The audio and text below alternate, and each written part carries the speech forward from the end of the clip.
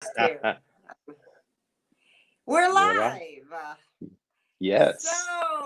I am going to say welcome to everyone to another episode of Sunday Bites and Tidbits. And Terrah is maybe with us today. She's doing some filming, and so she has to run back and forth.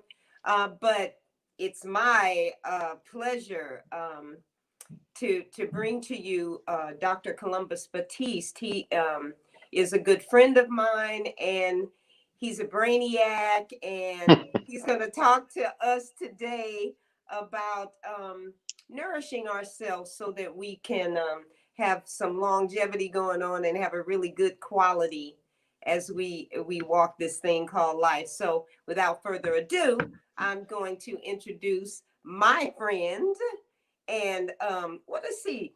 He's a superhero. And anyway, Come on now.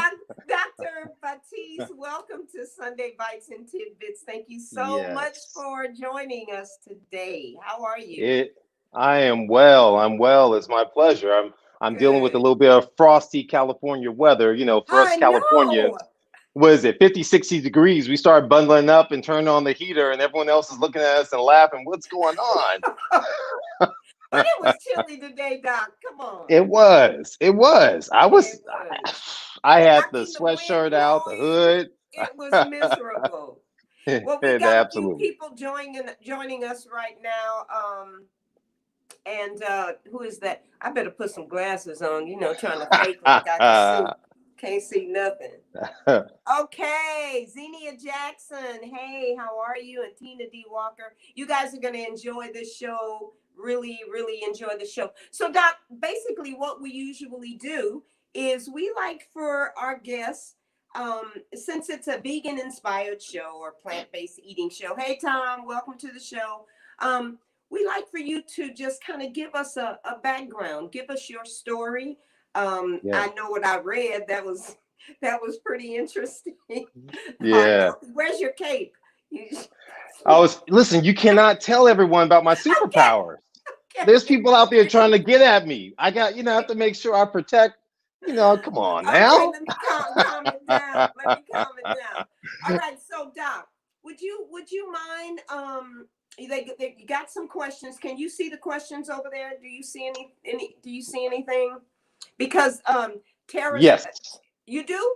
I Perfect. do. Yes, Okay, yes, okay, yes, okay. yes. Well, anyway, what we're gonna do is we're gonna allow Doc, while we're waiting for Terrah to jump back in, to just kind of give us a preview of who he is and how he got started, and especially how he transitioned to becoming a plant-based cardiologist. Give us your story, Doc. Yeah, yeah, no, absolutely. Well, first I have to say I'm the husband for Danette Batiste, and I'm There you the go. father of CJ Columbus the third Oh, and Brooke, nice. my kids. Now that's an interesting story in itself, and that's something I'm proud of. He probably will cringe if he hears me say it, but he was actually born Bryce Colin Batiste. And so the story goes that my wife, when we were pregnant with him, that she was saying, you know what, maybe I'll name him after you and your dad because I'm named after my father. And my Uh-huh. father he was a proud man, and so he loved his name. I was somewhat indifferent because it's a different name. My Uh-huh. daughter now says I have a colonizer name, but that's another story. And so my wife said, "Oh, we're gonna name him after you." So my dad was so proud. He's so happy. He was towards the end of his life, and at a certain point in her pregnancy, she said, "No, I'm not gonna name him Columbus." She said, "I love you. I always liked you, but when I heard your name was Columbus, I was like, man, why did his parents name him Columbus?" And she said, "You know Oh, what? I'm gonna name him something different." I said, "You're gonna have to tell my dad." So we changed his name. She wanted Bryce, and she said, "Well, you can name his middle name Columbus." I said, "No, we'll name it something else." So it was Bryce Colin Batiste. And so this kid, every year, once he could really talk and communicate, said, "Dad, why did you name me after you?" I said, "Son, it doesn't matter. You have my last name." I said, "That's all that matters." I said, "Plus, you're your own person. You're gonna be better than I could ever be anyway." And so he finally kept asking my wife. He peppered my wife, and my wife said, "You know what? Fine, son. You want to be named after your dad? Fine, we'll take you, get your name changed." She said, "But if we do that, no birthday, no Christmas." He said, "Fine, no birthday, no Christmas. Get my name what? changed." At age 10. So No. we didn't do it. We didn't do it. He was grumpy, upset. My mother-in-law came out to visit, and the first thing he said to her is, I don't know why my parents didn't change my name. They promised me they were going to change my name. You know, that's so So sweet. so the following birthday, a week after his birthday, the following year, turning 11, we took him to the courthouse and changed his name to my name, and he went after a nickname for CJ. Now, at age 14, I'm not sure if he's still, as he's If he's coming into still, his yeah, own, yeah. if he still wants it, but he's locked in now. That's a great He's story, though, Doc. Thanks. I think yeah. Terrah's back. Hey, girly. Hi guys. I can't stay Hey. on. I just want to say hello. I'm in the middle of filming. So You act like you doors stole open. some, Terrah. Uh-huh. Because the door's open and I'm talking really loud and I forgot they were in the middle of a take. But I wanted to say hello to everyone. And I'm tangled up as you can see, because it's just been that kind of day. But I wanted to say hello and I'm sorry and I'm all good. And Babette's gonna handle it. And if I can jump back on, I'll jump back on. But I gotta go. Okay, bye. See you next Bye, week. Terrah. Okay, baby. That's So go funny. ahead and finish your Yeah. story. I love that about your son and the name. Yeah, that was it. But I mean, for me, I grew up, I'm the youngest of 5 kids. And so coming out, my dad was real big, strong proponent of education and he basically said, you're gonna be a doctor, a lawyer, or a business person. That was Wow. big. You have three choices. And so, I was fortunate enough to get into medicine and go through the same, trials and tribulations like everyone else and getting out. And I remember my parents being extremely proud. They would always want to brag about me. And I was, at that point, I was just like, what are you talking about? I'm just doing what I do. Right. And I never forget I've always known my dad to be sick. So I've always known him to have diabetes. I remember staring at his hands and seeing the wasting of the muscles when I was a young kid. I remember him trying to take me out to play basketball, and he would stumble because of the peripheral neuropathy would kind of hit him. And so I remember this, but things really took a turn downhill after med school, and he progressively began to decline. And it was after my dad passed, and you and I were sharing before going on air. That was a rough period for me. That was really a rough period for me because it was like, you know what, listen, and here's the crazy part. So the crazy part, my dad was a proud man, loved to dress up. And so he wore these fancy shoes and everything else. At that point, it was those Stacey Adams shoes. Right, But he right. needed, but he needed the brace because he had a foot drop because of his neuropathy. So I bought these special shoes that could fit his brace. And he was so happy. And I was like, yeah, I'm a good son. I'm a good son. But those same shoes caused a wound in his foot that basically led to him no longer walking because he could not sense his Oh my feet. goodness. And so after that, he basically never recovered and was upright in his right mind after that. And within a couple of years, he passed away. So you can imagine the guilt I felt, not only from the standpoint of, hey, here I am at that point, a board certified interventional cardiologist, general cardiologist, internist. You have people walk up to you and they say, oh, doc, thanks for saving my life. Oh, you saved my life. And it's like, I didn't even do anything for my own father who was everything. I mean, I didn't appreciate him like I should when he was here because I mean, this man was educated. He taught college. He worked as a probation officer. He sold insurance, and he wanted to push us so hard from a standpoint of having a better life. He even painted curves. The curves with the numbers to make extra money. And I remember I had the audacity to be embarrassed when I would go out there with him.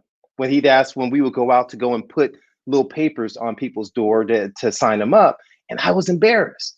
And so this man who did everything, and so that was a rough period coming out of his death for me. And it was at that point that I didn't go, thankfully, thank the Lord, into this downward spiral. It was just like I looked and reflected, and I started reading books and looking and saying, well, what's the answer? And I remember stumbling on Caldwell Esselstyn's book. And there was a chapter in that book, Prevent and Reverse Heart Disease. This is me as an interventional cardiologist now. I'm reading his book. You're reading and his. I'm reading his book at that point after I'm in practice. And by the way, chief of the department at that point. And so his book, the chapter read, Moderation Kills. Moderation kills. And I thought about my dad in that instance because anyone on the outside would look at my dad and say, oh, he's pretty good. He doesn't smoke. He doesn't drink. He doesn't eat a ton of meat. He doesn't eat a ton of sweets. But he had it, and all of a sudden it just clicked in my brain. I prescribe pills to people almost every day.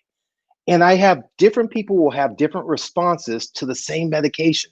Some people require a ton of the dosage. Some people are so sensitive they can't tolerate any.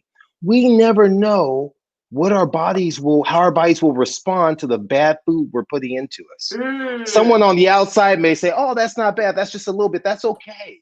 A little bit won't hurt you. But we look up and what we're doing is enough to really, truly kill us on the inside. And so that was really the beginning of the journey for me. And then one thing led to the other. And when I started, there wasn't all of this like it is right now. There wasn't this social media. There wasn't all this extreme amounts of information out there, the docuseries. There wasn't really much.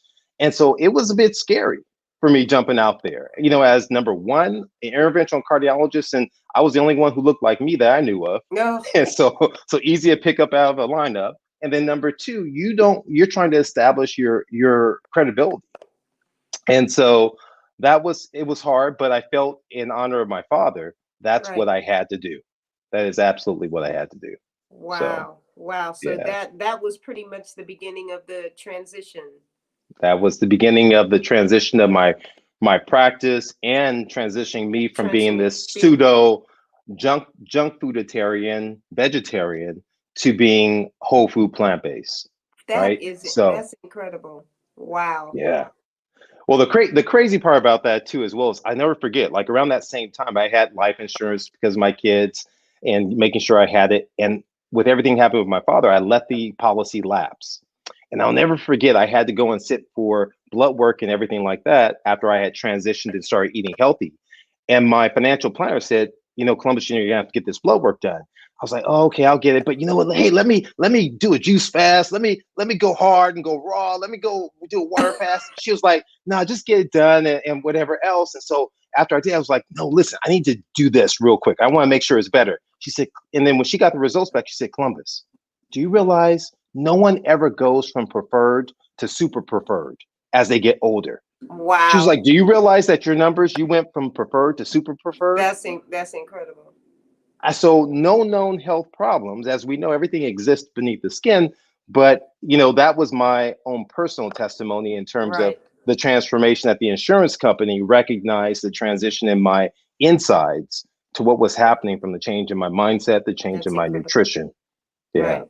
So the whole family then is pretty much plant-based. I mean, your immediate family, everybody's plant-based, or do you still have to fight with kids or? Yeah, no, I mean, well, the kids grew up as plant-based because they had to eat what I bought, right? They didn't have any, they don't have any choice. But now it's more of a thing of that they're starting this thing of experimenting, and they want to try different things, and I'm educating them. And my parenting style is more like this. I plant seeds. I let you know if it's something, and I let them know we have strong conversations about everything.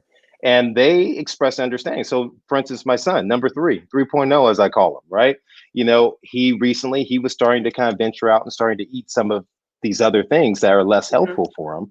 And he recently has said, Dad, he's 14. He said, Dad, I want to eat better. Can you help me? And I was like, of course. I said, here's what we're going to do. Now, I don't buy it for the house or anything of that sort, but if they're out, they may do it, but they see it. They know the information. They've been hearing me give these talks and lectures and interacting with people for quite some time. I have Dr. Montgomery?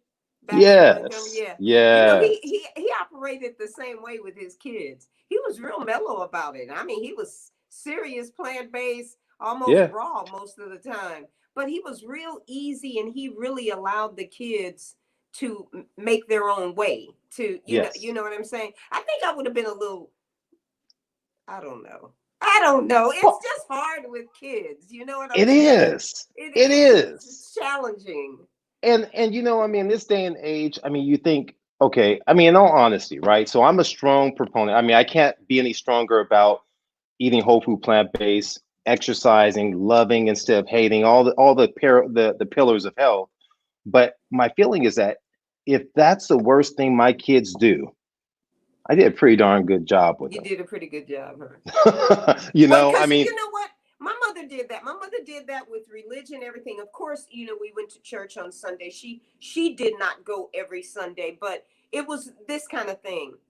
I'm not going to baptize you right now. I want you to make your own decision as to where you want to go in life. We're not going to do this as children. So as we gotten older, then we made our choices like that. But really, speak to our friends here about why being a cardiologist. And I know you learned this standard education for doctors in terms of our hearts and how to keep our vessels clean. But speak to them on the importance and why you feel it's so important to do the plant-based thing, especially for our arteries and things like that, Yeah, no, absolutely. And I joke around and talk about, I'm a protector of the heart, and that's part of what I do on a day in and day out basis. In our therapies, there is a place for our therapies, and so our therapies after someone has had a heart attack, after they've sustained an injury, I always analogize it to if someone has a blowout from their tire on the road. I can't just talk to them about not driving over nails. I still have to take care of that blown out tire and replace it. And so sometimes we have to do it. We have to take care of the damage that's been done. And then we need to put you back on the road. Now, the problem with cardiology and the problem with training is that we don't tell patients how to avoid the nails and the pitfalls of life to keep them from coming back.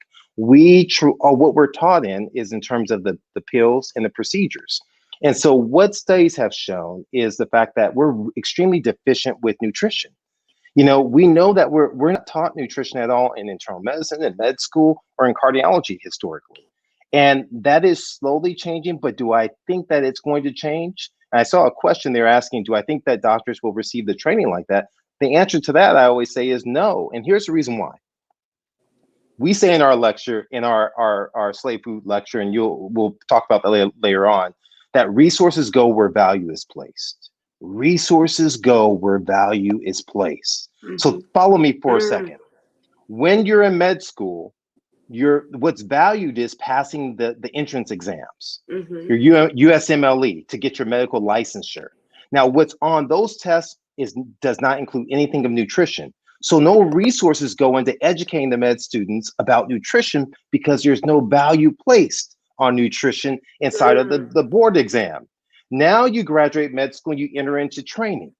Once again, in training, you're learning the perils and pitfalls of diagnosing and giving medications and prescribing, and you have to become board certified because everyone wants a board certified physician. Now, the board certification, once again, does not value nutrition and lifestyle. So the education of the residents does not revolve, no resources are delivered towards the education of residents because no value is placed there. Now you fast forward out into practice. The government and the reimbursement and CMS and Medicare and Medicaid, they do not value the physician's time for coaching and for educating about lifestyle and the time. So because they don't value that, the physician's resources don't go there. And so as a result of this continual cycle, how are we ever going to break the cycle until we value? We have to place the value back to where it belongs, which is at the nuts and bolts of lifestyle, of nutrition, of exercise. The value is actually prevention. Exactly. But we characterize prevention as early detection. So, we talk about early detection. It's Movember, right? So get your prostate exam, which you should. Get your testicular examination, which you should. Breast Cancer Awareness Month, get your mammogram, which you should. But that's just solely an issue of early detection. It's not prevention. It's early detection. It's early detection. So in that way, we can deliver early treatment. But the treatment is still the pills, the medication, and correct. We have to move our mindset towards let's really try and intervene because we know we're constantly in this battle against wellness versus illness. That's constant, right? And so you think about 2020. It's really uncovered every possible disaster. The stress has been through the roof. It Stress has has been stress has been through the roof. The mental got people stress has been. partying in the street. Yes, it's crazy. People have fatigue. They Yeah, have yeah. quarantine fatigue. They have empathy fatigue. It's Right. all around us. And so as a result of all these things, we're seeing the stress levels rise. We're seeing acknowledgement of this disease burden, the disparities. Like, there's such an attention that was drawn to the Black and brown communities during the COVID crises, right? Right. And how it's Mhm. attacking. But there's Right. I'm a shed additional light. Guess Please. who else has a disparity? America has a disparity because when you compare American health to every other industrialized nation, we fail miserably in terms of our mortality, how long we live, in terms of our chronic disease burden, in terms of our use of prescription pills, in terms of our obesity.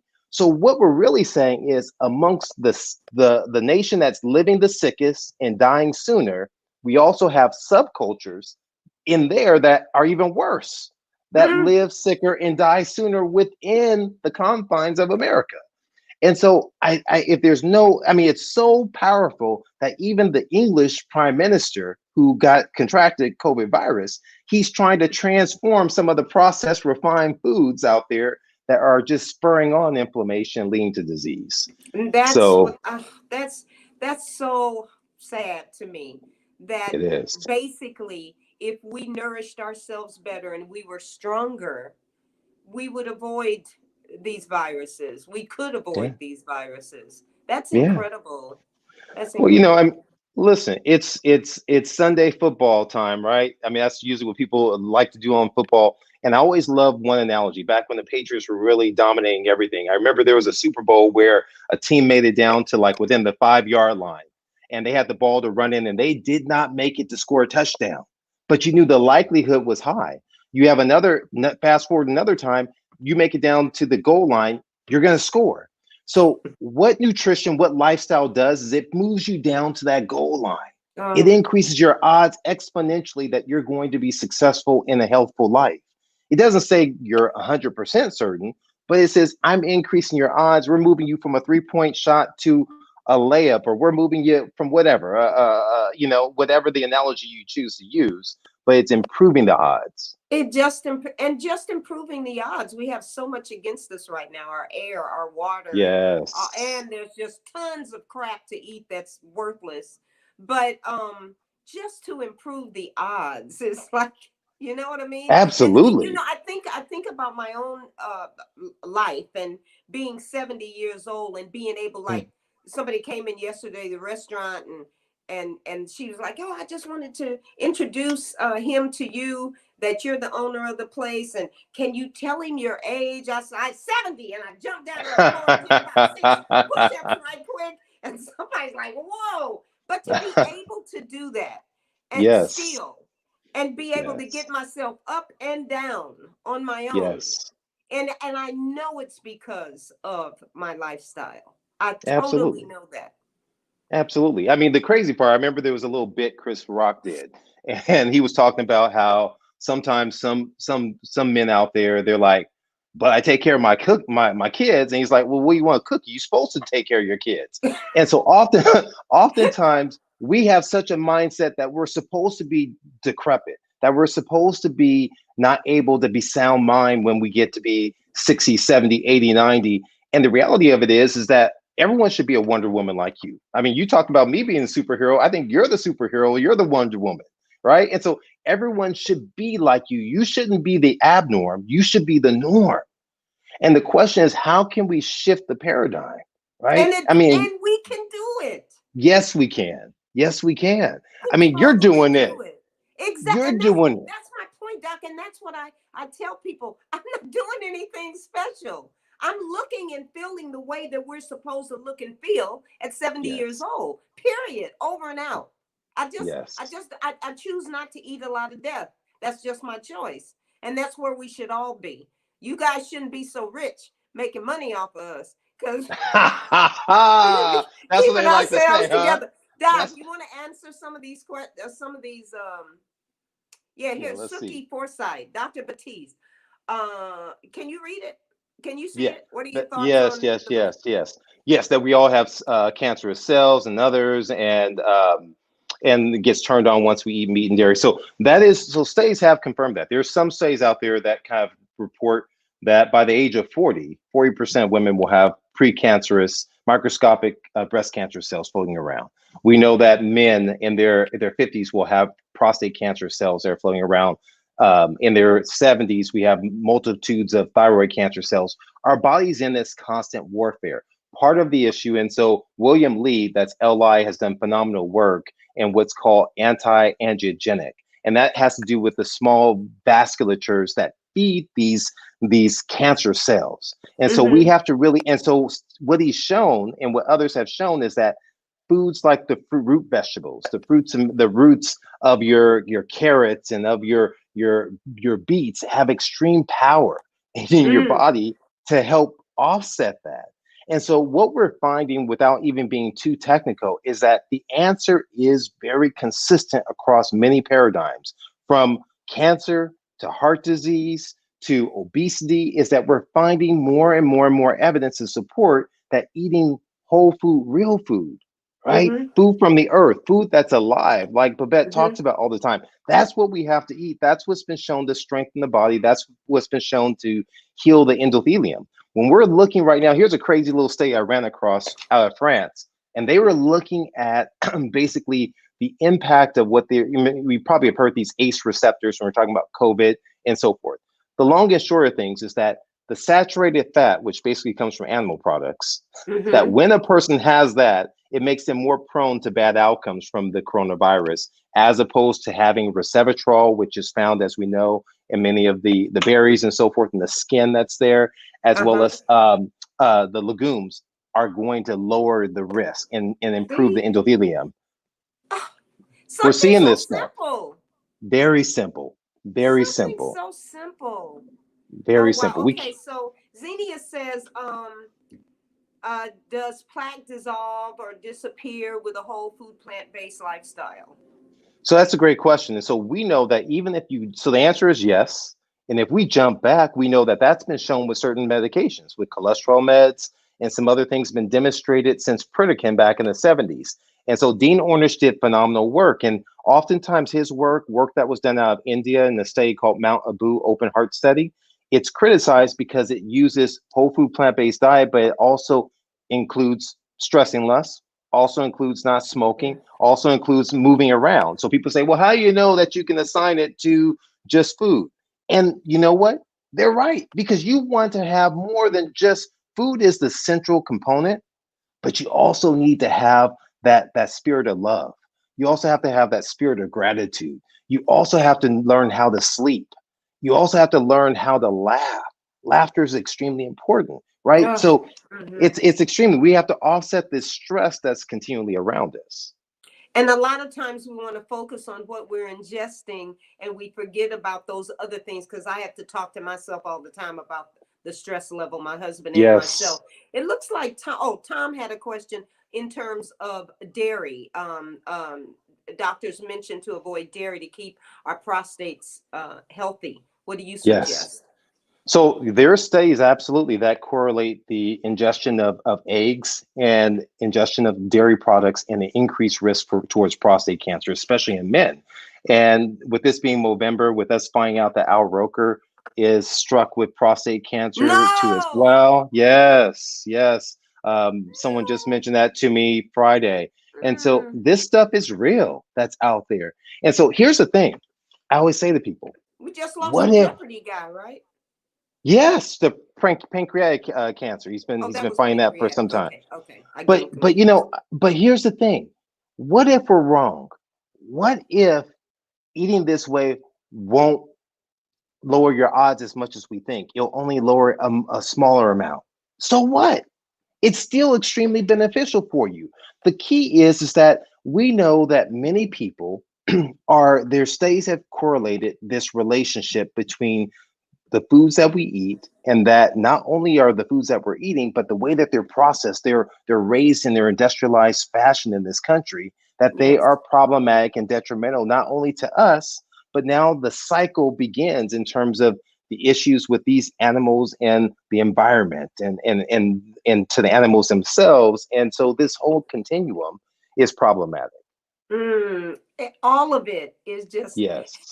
God, that's horrible. Let's see who we have here. I don't want to miss anybody. Wendy Hill, eating the death of a tortured being is not in line with your human spiritual light. Animals do not give their sacred life to you. You steal it. Animals means soul being. I guess I'm reading that right. Anyway, you're right, Wendy. We agree. We totally agree. But Doc, anything else you want to share with us on this? Yeah, I mean, I think oftentimes people they get so just stressed out about the idea of changing their diet. And it really doesn't have to be that hard. It No, really they doesn't do have to get be that stressed. hard. And What a am lot I of going times, to so eat? yeah. So, so I do a cooking class, believe it or not, even though You the go. the longer I do this stuff, the less actual true cooking I do. And since COVID, we haven't done it. But when we were doing these cooking classes, at a certain point, I told the dietitian I work with, I said, we're going to do a no cooking class. And she looked at me and she was like, who's going to want to come to a no cooking class? I was like, all right, I'm going to do a survey. So I got up there. I said, how many of you guys want to do a no cooking classes? The hands just rose up immediately because everyone's busy. They're stressed out. And so what I like to teach people is just really about a simple method, and the bowl method. You start off with like your whole grain. And if you I don't love want to eat that. grains, if you don't want to eat your brown rice, your red rice, your barley, whatever it is, then have cauliflower rice or have broccoli rice that's there. Next thing is you add in your legumes. You're going to add in your beans, whatever one that you particularly like. And here's the catch. So I know people are lazy out there. I say buy frozen rice, buy canned beans that are salt free, rinse them off. I said, then next you're going to add your vegetables. Buy your vegetables with no butter or anything like that, just straight up. You pop that bad boy in the microwave. You add some pico de gallo on top of it, some guacamole, and you're good to go with a healthy bowl, right? Wow. Now you can flip it. You can have potatoes. You can have Asian style. You can have it soul food style. You can do any variation of it, because think of it. This one pot method is something that transcends culturally to everyone. That Yes. many people ate off the concept of a pot method and just adding things in, the vegetables and so forth there, the spices, and adding those in order to provide the flavor. And so we have to move beyond the obvious. And so understanding we have to make our situation work for us, right? We can't be prisoners and say, well, I have to go through the Right. fast food restaurant because I don't have anything to eat. Nah, Right. get your food, make it quick. I promise you, I just did a little video for Association of Black Cardiologists are having an event next week. It took me under a minute to pour the ingredients and make the bowl See, I'm talking about. that's what I'm talking about. And that's the whole thing with people. Time and taking the time to, I don't have time and I don't know Yes. what to do. I don't know what to eat. I don't know.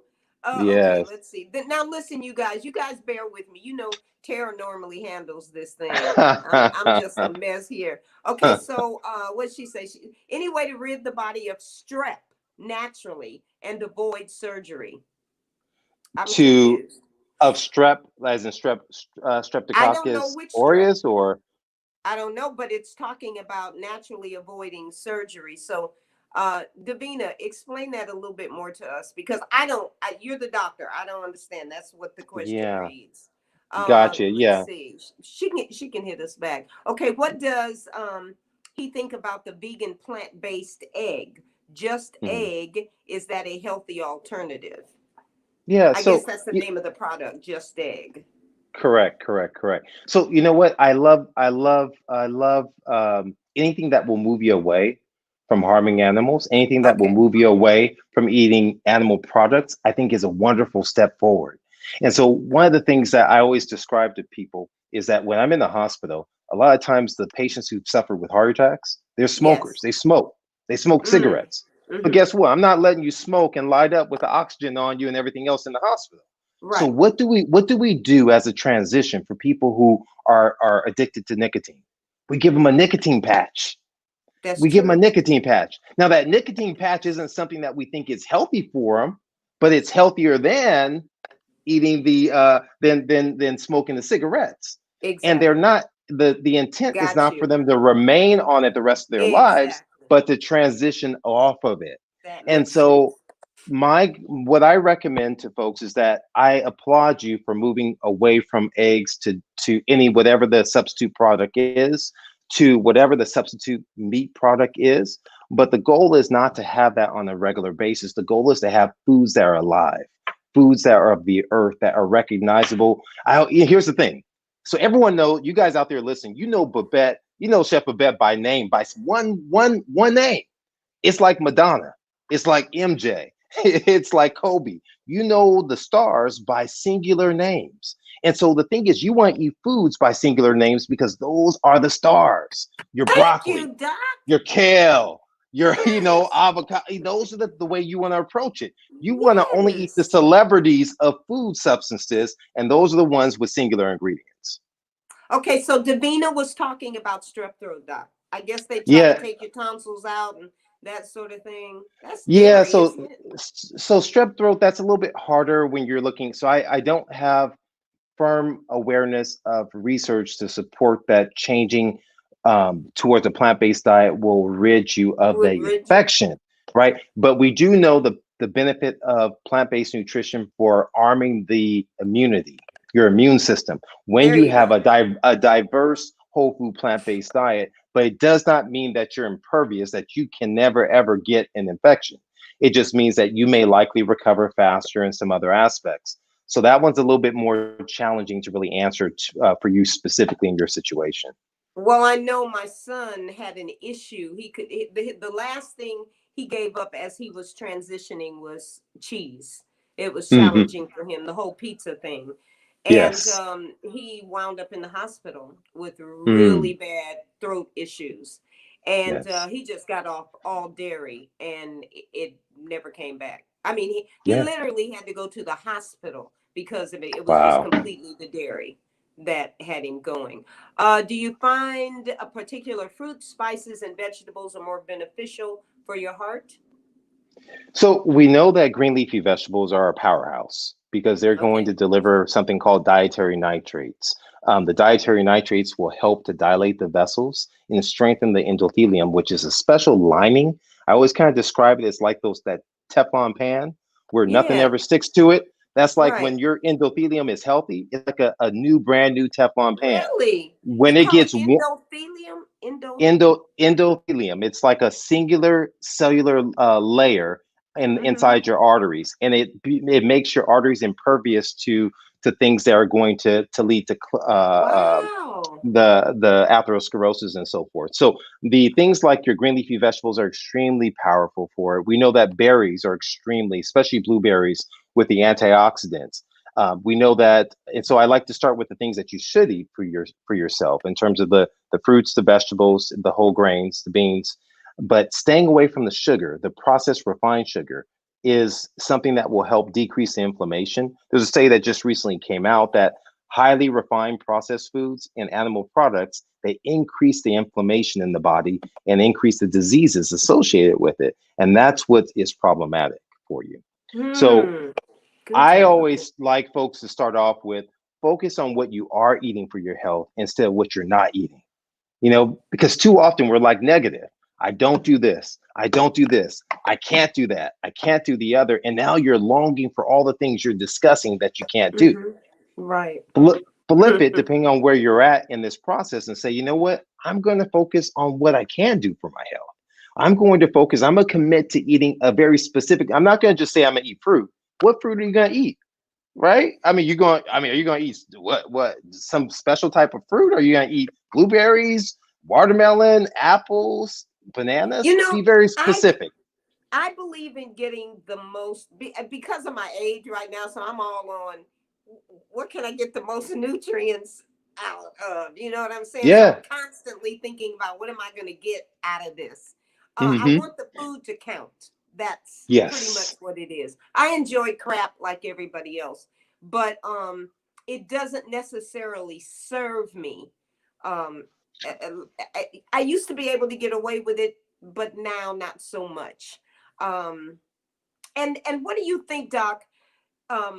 Eating your vegetables or drinking your vegetables? I mean, Well, I mean, yeah. mhm, What do you I do. think? Which, I mean, I think first of all, I think that we need to eat our vegetables, first and foremost, because of the fiber. So there's fiber, a gradation, right? So you have eating it, then you have blending it, and then you have juicing it. juicing So it, when you juice it, you're extracting out everything and extracting, you're right? pulverizing it. And unless you have a cold press, you're heating it up and you're degrading some of the benefits that are there. When you blend it, you're actually maintaining the fiber that's there, but Right. studies have shown you're not going to be you're not going to be as filled. So now you're more inclined to eat more on top of it. So if part of your issue is losing weight, then you may Mm. be frustrated that why am I not losing weight and I'm having all this Oh, stuff? Well, because you're eating a lot, you're ingesting a lot more. And then oftentimes when people juice, they're not doing vegetables, they're doing fruit because they well, love the that's sweetness. yeah, yeah. That's I mean, I'm strictly talking about your vegetables because what if you have a challenged colon where you're Yeah. pretty blocked up, and I mean, how do the nutrients? Do you get as much of the nutrients from if you're trying to digest the veggies or digest the fiber? Do you lose nutrition during the digestive process, or do you get more nutrients from the juicing? I'd really like to know what your thought on that. So, one thing that we're finding out more and more is we're finding out that our bodies are comprised more of bacterial DNA than they are of human Uh-huh. DNA. And we've heard this before, right? So, our microbiome. Now, part of the thing that feeds our microbiome is the fiber. The fiber, it feeds our microbiome and gets some good bacteria, and we begin to squeeze out the bad bacteria. So, I believe it makes more sense that we're eating and ingesting more of the fiber rich foods than we are necessarily of the fiber devoid foods. I'm not saying that the juice, just straight vegetable juice, is bad for you or harmful. Uh-huh. I think it does provide you with nutrients and a lot of micronutrients and phytonutrients that we're still learning a lot about. But I would try my best to mix it. And so if I'm having digestive problems, then the question is, okay, well, maybe I need to look at the quantity, the amount I'm ingesting. I have to look and see, okay, well, maybe it needs to be a little bit more lightly steamed or and so forth, as opposed to completely raw, because Mm-hmm. oftentimes we don't chew our food really well. So we're No, ingesting we larger, we're swallowing it. One, we one swallow chomping chunks down. of meat, Doc. We swallow Yeah. chunks of meat. Can't even break it down. We're pretty quick Yeah. on that. And we have a Carida. Okay. Okay. She's asking about sugar. She says sugar's the devil. It's hidden in so many of our foods. I'm going to comment to eat raw for lunch. Oh, I'm going to commit to eat raw for lunch. Okay. So that wasn't necessarily a question, but I agree with her on the sugar. Mm-hmm. Sugar is pretty much poison as far as I'm concerned. Now, stuff I eat, my restaurant, we chose to use agave nectar. We have challenges with people with diabetes, and they come in Yeah. and they get the spikes and all this kind of stuff. And it seemed that and for people to understand that dessert is just dessert. You're not supposed to Yeah. make desserts a meal. Yeah. So I use the agave. People usually are able, even with diabetes, to ingest the desserts.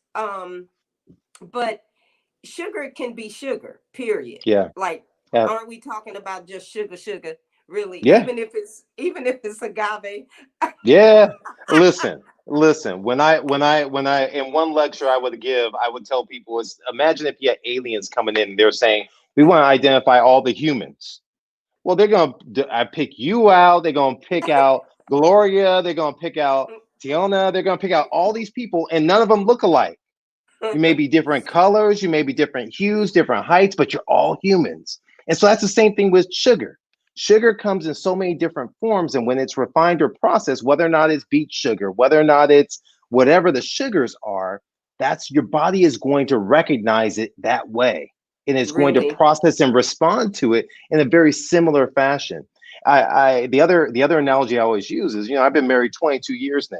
And so if my anniversary comes up and I forget it, and I'm like, oh man, let me see if I have any money in my wallet, and I'm just gonna give my wife $5 or even Everything I $100. Is she gonna be happy with me? Nah, she's not gonna be happy with me. She But wants you to check this remember. out. Check this out. If I buy her whatever, it could be something from like 99-cent store, and it's wrapped in a beautiful box. And I get down on one knee and I'm like, babe, you mean everything to me. I wouldn't be anything without you. And I start going through all this stuff of what she means to me. And she's starting to unravel it. She's wondering what's inside. Did he buy me a new car? Is there a receipt for a new purse? Is there a new house? And all of a sudden she opens, the anticipation gets to her. That's like your body. If you throw cheap stuff at it like the dollar bills, it's going to say like, what is this? If this is crap, and it's going to process it that way. Got it. If you give your body foods that are wrapped in the beauty of fiber, that it has to take time to unravel it, you don't get those spikes. You don't get the escalation in your blood sugar, because nature has built it so in that way you don't receive it that way. That's why you can have fruit when you're a diabetic.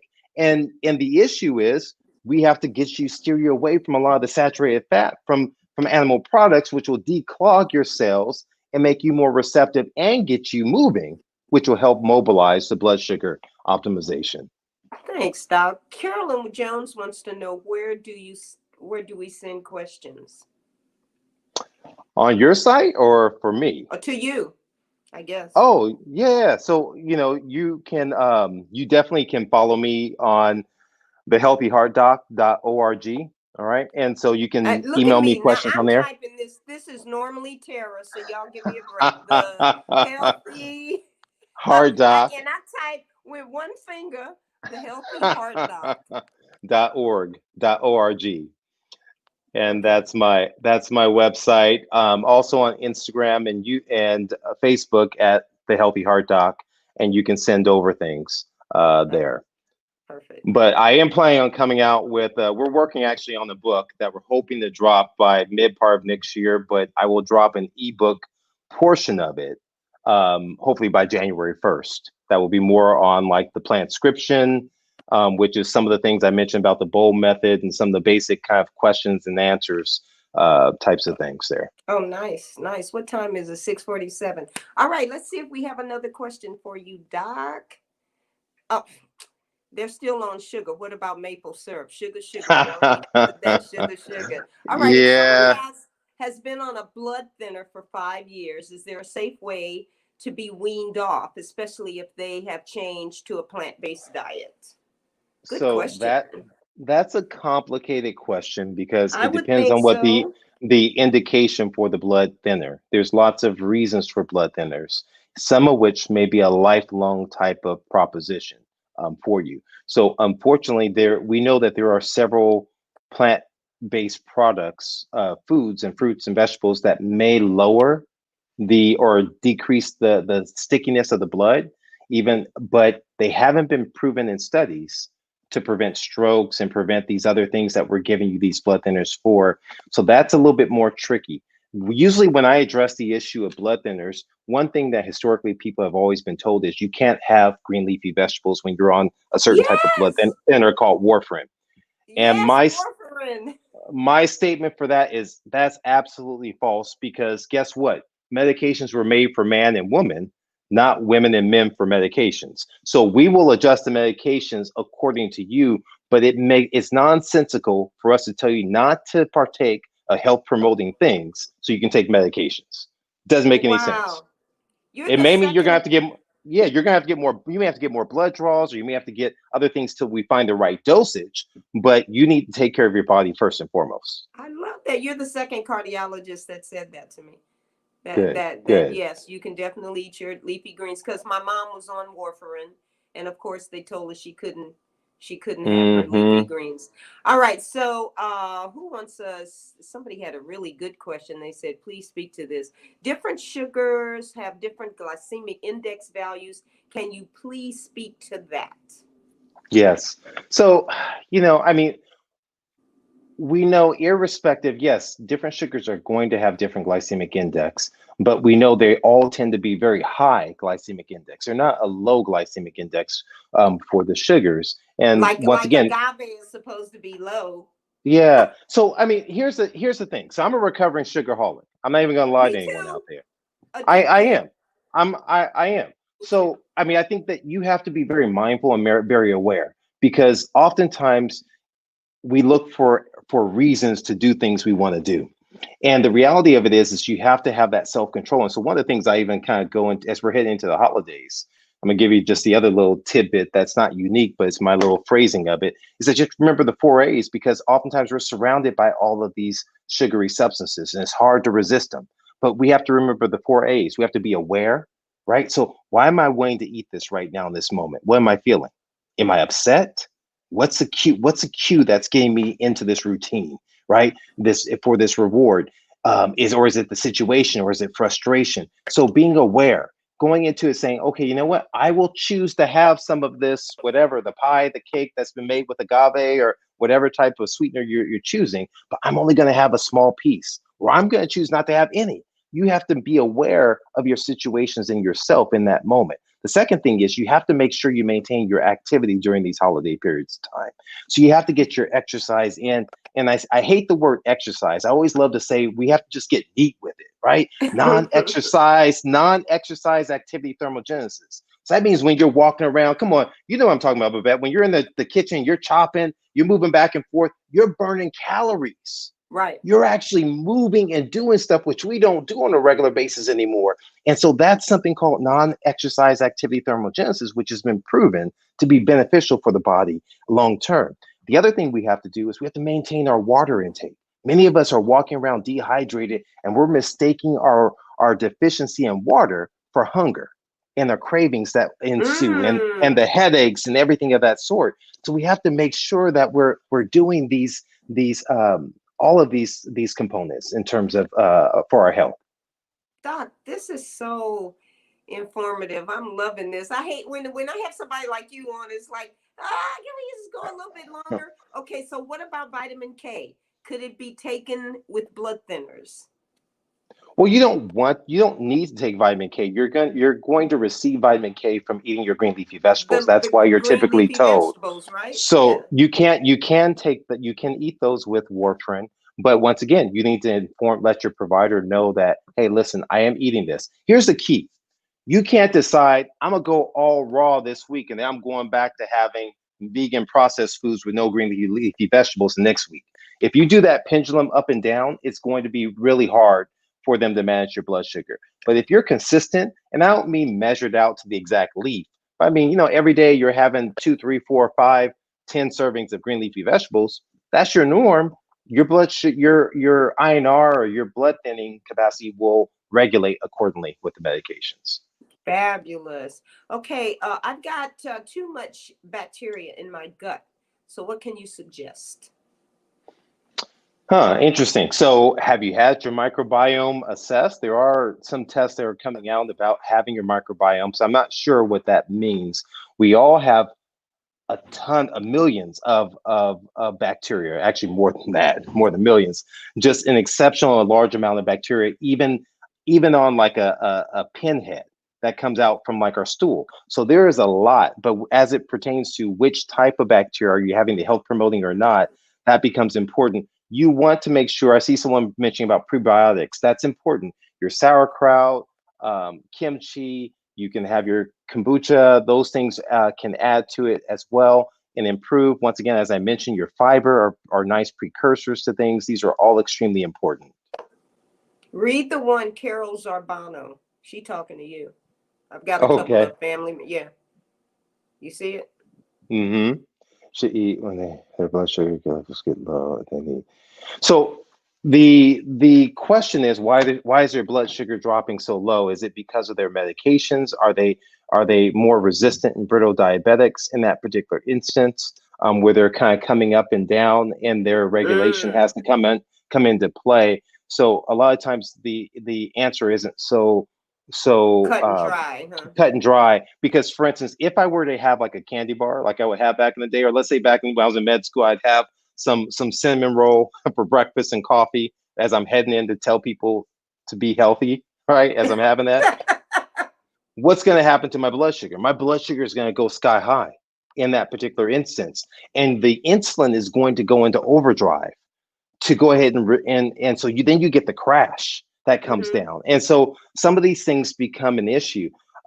When we're saying, we know beyond a shadow of a doubt, and so Mastering Diabetes lays this out wonderfully in their book and in some of their past podcasts for Carol to kind of take a look at. And what they outline, really kind of speaking to, is the beginning the process of moving your dietary intake over towards whole food plant-based diet, as we're speaking about here. And the fruit is not harmful. So I would maybe start with fruit. It's probably a simple, easy answer to you to start with fruit, as opposed to what most people carry around as candy. Oh, blood sugar's low, let me give candy and give orange juice. I give fruit. And you may want to consider talking with your doctor about a continuous glucose monitor that can give you more moment-to-moment regulation about the blood sugar. What can you tell us about micronutrients? Do we get enough by just eating healthy daily? Yeah, so micronutrients, that's great. We're learning more and more about micronutrients from the vegetables and the fruits and all these other things we've spoken about today. And so I think the key is eating a variety. Most of us get into ruts. We eat the same sort of thing all the time. We have to make sure we have a variety of colors. We have to make sure we have a variety of make sure we have a good amount that's raw. And that's important. That's how we get it. Okay, now there's a question. I think it's the last question of our evening, maybe. Is coffee healthy? I'll answer no. Tell them about coffee, Doc. It's very acidic. I don't think it's. It is. Insides. It is. So I'm going to approach it two ways. One is if I look solely at Doc, before you approach it, hold on. Okay. Hi, Terrah. Hey, for those of you who missed, I'm on a film shoot today. Yeah, I'm producing a film, so I look raggedy. You look beautiful. No, you don't. Too, but answer the questions. I just wanted to. Go ahead, Doc. You remember the question? I'm sorry about I do. So if I take it from a standpoint of research probably consistently shows that coffee beans have a certain level of antioxidants that may be beneficial to the body, as well as green tea. But here's the catch. Most people don't drink coffee straight black. Most people are adding in milk or some other creamer. They're adding in sugar. They're having it with whipped cream. They're having it, a little bit of coffee sprinkled with their ice cream, all that other stuff, right? That's really where the harm is. But now to get back to what Babette was mentioning, we look at the acidity. It is acidic. There is some suggestion that may raise temporarily your cholesterol values. There is some evidence to suggest too as well that when, obviously the level of addiction with coffee too as well. What happens with a lot of people when they stop drinking coffee? They get headaches. They start craving for it and everything else. Plus coffee on top of it, what does it make you do? It makes you pee and potentially poop. So what happens to people is they become more dehydrated as they're sipping on more and more caffeinated beverages all day. They become dehydrated, which has potential deleterious effects on the body. So we want to make sure that we're hydrating first and foremost with water, and it can be flavored water with berries. And I don't mean like powdered stuff. I mean like mint leaves and cucumbers and all those things. Well, Tom said he don't pee or poop. He says I drink coffee. He didn't really say that. Okay, Tom, whatever. Not me. Anyway. Okay, so man, we're at the end of our show. Doc, that's gone by fast. Man, you've been amazing. We missed you so much, Terrah. But y'all got it going on. Y'all did a great job. We got through it. It's 6:59. Everybody's been great. The questions have been wonderful. I did type one thing in the little box, Terrah. She did wonderfully. She was incredible with this. I did okay? Yes. I'm gonna tell you now. I mean, it's always good to have two beautiful women, and I had one who was living up, who was trying to fill the spot completely. But I do feel a little bit short. I'm like, man, I thought I was going to be on a double date, with two women tonight. But you get to come back in a minute. My girlfriend Gina Lou said, "Have him back. This was great." So Doc, you got to come back. You got to come back. You promise? Absolutely. Absolutely. Such a Always good enjoy it. doctor, very informative info. I'm hoping to eat less sugar. I don't eat a lot, but want to eat even less. This was really wonderful, Doc. So I don't know what you do for the holidays, but you and your family, your kids, and your lovely wife, tell them I said hello and have a wonderful, safe holiday. You right here on in front of everybody, tell us you're going to come back.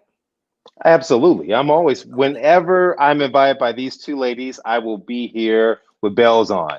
I do Thank want to you. let everyone know, listen, I'm going to tell you now, the missus is going to shoot me if I don't give a shout out to this project I'm working on. Give the It's shout called, out, honey. it's called Slave Food, and the name is powerful because the Should I jump information it, is write it powerful. down, Tara? And Slave food. the concept is looking at the role and the relationship between stress, looking between nutritional stress and its impact on health disparities. And so the message applies to every single community, although it may be targeted to communities of color, it's applicable to all of us because everyone in the world right now is feeling the brunt of stress. And so this is something that we're hopeful. We're looking to drop a book for this and hopeful for a documentary in the upcoming future. But you can follow us on Facebook. We do meetings And and what's your Chef, Facebook handle? Can I write it in here? yeah, it'll be great. Thanks. So Slave Food on Facebook, Oh, it's on and Facebook. and Okay, then great. Slave Food Project on YouTube. And you might even be able to catch one of these ladies. We need to have both of you on though. Yes, Get both of you. Get Terrah on there too as well. But Babette yes, joined us along with the borough president, and that was a great show. Great show. We enjoyed it. But we're yeah. gonna have to do a. We'll definitely reboot. I'm gonna come back on yours, and you two have to promise to come back on mine. You Well, we call, you just definitely say when. promise. We'll be Yep, there. All absolutely. right. Love you, darling. Have a Thank great you. All one. right. Appreciate Bye, you. Thank you, everybody. everyone. Thank you so much. See you next week.